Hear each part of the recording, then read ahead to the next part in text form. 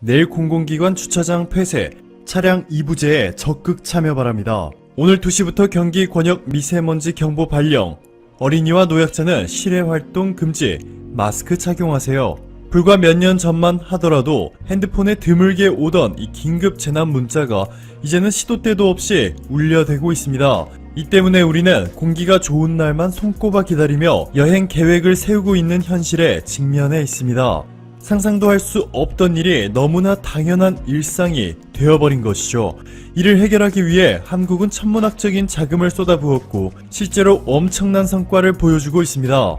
너무나 분명하게 확인할 수 있듯이 천연가스보다 무려 8배나 많은 미세먼지를 배출하고 있는 것이 바로 석탄 발전입니다.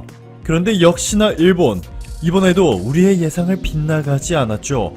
일본 국민들이 얼마나 많은 미세먼지를 들이켜 마셔 건강이 악화되는지는 중요하지 않은 아베 내각이 일본의 석탄 발전소를 대규모 늘리기로 하는 충격적인 결정을 최근 내린 것으로 전해졌습니다.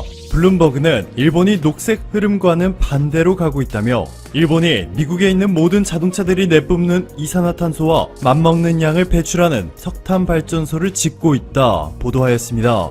어떻게 보면 파리 기후협약에서 탈퇴를 선언한 트럼프보다 아베 내각이 주변국들에 더 대놓고 민폐를 끼치고 있는 것인데, 이번 석탄 발전소 대규모 증설은 역사에 기록될 정도로 최악의 결정이었습니다. 반면 한국은 일본과는 완전히 다른 길을 걷고 있습니다. 산업통상자원부가 제공한 자료를 보시면 지난해 12월 한국에서 석탄 발전을 통해 배출된 미세먼지는 1148톤으로 1년 전과 비교하면 무려 38.5% 줄어들었고 지난달에는 42% 넘게 획기적으로 감축되었습니다. 자, 그런데 문제는 미세먼지 문제를 해결하기 위해서는 우리가 마스크 없이도 건강한 공기를 마시기 위해서는 한국 정부와 한국 국민들만 노력해서 되는 문제가 아니죠. 중국에서 날아오는 미세먼지가 사실상 가장 큰 문제라 볼 수 있는데요. 중국은 아직까지도 발뱀 작전을 고수하고 있습니다. 이렇게 미국의 나사가 테라, 아쿠아 위성 사진을 공개하며 한국의 하늘은 맑았는데 중국으로부터 심각한 수준의 미세먼지가 유입되는 모습을 포착한 이 장면까지 너무나 명확하게 밝혀졌는데도 중국은 여전히 발뺌하고 있죠. 중국의 루캉 외교부 대변인은 한국이 과학적 근거와 분석을 했는지 알 수 없다 라며 책임을 회피하였습니다. 자, 그래서 한국이 중국과 일본은 물론이고 전 세계가 깜짝 놀랄만한 위성을 뚝딱 만들어버렸습니다. 이름은 천리안 2B. 한국이 세계 최초로 국내 기술로 개발에 성공한 정지궤도 환경위성입니다. 고도 36,000km에서 한국과 주변을 감시하며 앞으로 10년 동안 해양과 대기 환경을 지키는 임무를 맡게 되었습니다. 전세계 수많은 정지궤도 위성 중에서 최초로 미세먼지를 관측할 수 있는 장비죠. 잼스가 실려 주목받고 있는데요. 우주의 눈이라는 별명까지 생겼습니다.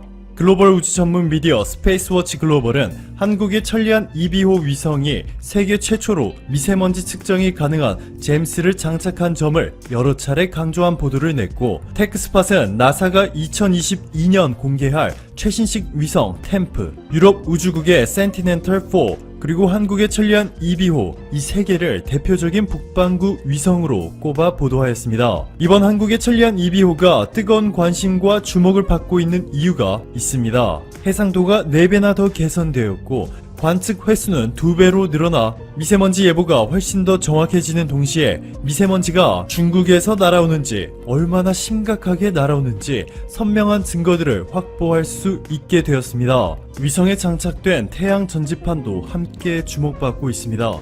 미래 대체 에너지의 핵심으로 꼽히고 있는 태양열 에너지는 놀랍게도 한국의 기술력이 압도적인 세계 1위인데요. 하나큐셀이 이미 셀 생산 세계 1위로 글로벌 태양광 시장을 주도하고 있고, 최근 한국에너지기술연구원이 기존의 실리콘 전지보다 적은 소재가 필요하고 공정 과정도 간단해진 동시에 가볍고 유연하면서도 효율성은 대폭 개선된 태양 전지를 개발하는 데 성공하는 등 전 세계 어느 국가도 한국의 기술력에 범접할 수 없는 수준입니다. 여기에 바다에서 저염분수의 이동과 해양 오염물의 이동 경로와 확산까지도 감시할 수 있기 때문에 시도 때도 없이 원전 오염수를 방류하고 있는 일본도 바짝 긴장할 수밖에 없게 되었죠. 오늘도 감사합니다. 최고의 자, 오늘의 주제, 일본 신종 코로나 우한 폐렴, 중국 세계적 난리 틈타, 몰래 결정한 충격적 상황, 중국 삼성전자 너무 고맙다며 삼성 스마트폰 점유율 높여주겠다라는 이 두 가지 주제들로 여러분들과 한번 이야기를 나누어 보도록 하겠습니다. 일본 정부가 원전 사고를 일으켰던 후쿠시마 제1원전에서 발생하는 고준위 방사능 오염수를 해양에 방류해 처리하는 쪽으로 정책 방향을 잡아가고 있는 충격적인 소식이 오늘 밝혀졌습니다.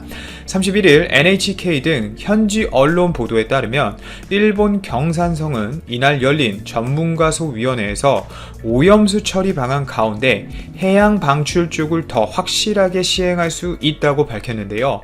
확실히 시행한다는 말을 풀어보면 해양 방출이 쉽단 얘기라고 우리는 풀이할 수 있겠죠. 일본은 앞서 지난달 23일 열린 소위에서도 오염수 처리 방안은 물로 희석해 기준치 이하로 오염도를 낮춘 뒤 해양으로 방류하는 안, 그리고 고온으로 가열해 대기로 내보내는 안, 수증기 방출이죠. 그리고 두 가지를 병행하는 세 가지 안이 제시되었는데요. 그간 함께 검토되었던 이 지층 주입, 지하 매설, 전기분해 수소 방출 등 나머지 세 개 처리 방안의 경우는 시행한 전례가 없기 때문에 기술적으로 검토할 과제가 많다는 이유 등으로 배제되었습니다. 따라서 일본 경제산업성은 이날 회의에서 가장 유력한 처리안 중 사후 방사성 물질 감시 등의 측면에서 해양에 방류하는 것이 확실하게 시행할 수 있다고 강조해버린 것이죠. 우선 그 이유로는 해양 방류가 대기 방출에 비해 희석하거나 확산하는 상황을 예측하기가 쉽고, 개소리죠.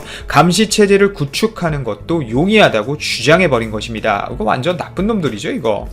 이어 후쿠시마 원전 폭발 사고 전에도 해양 방류를 시행한 적이 있기 때문에 원전 운영사인 도쿄전력이 관련 설비 설계 및 운영 지식을 보유하고 있고 한층 확실한 처리가 가능하다고 했는데요. 결국 이를 되풀이해 보자면 바다에 계속 버려왔던 것입니다. 자, 후쿠시마 원전 오염수 바다로 방류하면 어떻게 될까요? 우선 후쿠시마 원전 오염수 바다 방류는 생태계 파괴의 매우 큰 원인이 될 수 있습니다. 파렴치한 일본 정부가 처리수라고 말하는 이 후쿠시마 원전 오염수는 동일본 대지진 당시 폭발 사고를 일으킨 원자로 내에 용융된 핵 연료를 냉각할 때 발생하는 오염수 등에서 이 다액종 제거 설비로 불리는 정화 장치를 이용해 트라이튬 3중수소를 제외한 방사성 물질을 제거한 물인데요. 그러나 제거했다고는 하지만 처리수에도 우리가 우려하는 인체에 치명적인 세슘 137 그리고 스트론튬 등 일부 방사성 물질은 완전히 제거되지 않은 채 남아 있습니다. 이와 관련해서 우리나라 환경운동연합과 시민방사능감시센터는 방사능 오염수의 해양 방출이 생태계에 심각한 해악을 끼칠 수밖에 없다면서 경제적인 이유와 기술적 어려움의 핑계를 들어 손쉬운 해결책인 해양 방류 계획을 세우기보다는 후쿠시마 어민들과 한국 등 주변국의 피해를 최소화할 방법을 찾아야 한다고 촉구했는데요.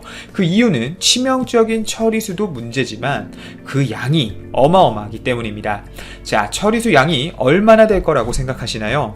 후쿠시마 원전 부지에는 현재 약 1000개에 달하는 대형 탱크에 110만 톤 이상의 오염수가 저장되어 있습니다. 이 오염수는 하루 평균 약 170톤씩 증가해 후쿠시마 원전 운영사인 도쿄전력은 오는 2022년이면 2년밖에 안 남았어요. 이 2022년이면 더 이상 이 오염수를 보관할 공간이 없어 포화 상태에 이를 것으로 전망하고 있을 정도로 이 문제는 매우 심각합니다. 이것 때문에 계속 소위를 열고 처리 방안을 논의하고 있는 것이고 그 가닥이 해양 방류로 가닥이 잡히고 있다는 이야기죠. 현재 일본은 내놓았던 대책을 계속 어렵다고만 하고 있는 거 알고 계신가요? 우선 도쿄전력은 향후 20만 톤의 저장 용량을 증설하는 작업을 추진하지만 40년 이상 걸리는 폐로 과정에서 작업 공간 확보 등을 위해 전체적인 공간 재배치가 필요하다는 이유로 그 이상의 증설은 어렵다고 사실상 포기 상태에 이른 상황입니다. 하지만 일본이 지속적으로 언급하고 있는 이 해양 방출의 경우 도쿄전력 원자력의 계산에 따르면 방출 시작 시기 등에 따라 조금씩 달라질 수는 있지만 현재 보관량 등을 기준으로 추산할 경우 해양 방출을 통해 오염수를 처리하는데 약 10년이 걸릴 것으로 예상하고 있는데요. 일본 정부가 국제사회 우려를 무시하고 바다에 무단 방류할 경우 무려 10년간 방사능 오염수가 바다에 흘러들게 되는데 일본 정부의 현명한 해결 방안과 국제사회 관심이 필요한 상황입니다. 얼마나 양심이 없습니까? 적어도 주변 국가의 양해를 구해야 하지 않을까라는 생각이 들고 거기에 뭐 안 되더라도 적절한 보상도 따라야 하고 과거사에 대한 잘못을 전혀 인정하지 않고 있는데 과연 현재의 과언은 순순히 인정을 하고 보상을 하려는지 또 일본의 지도층들이 과거 군국주의의 헛된 꿈에서 어서 깨어나길 바랍니다. 미쳐도 정도가 있어야 되는데 중국 폐렴으로 딱 정신없을 때 이때다로구나 하고 오른쪽에서는 방사능 오염수, 해양 방류에 왼쪽에서는 신종 코로나 우한 폐렴에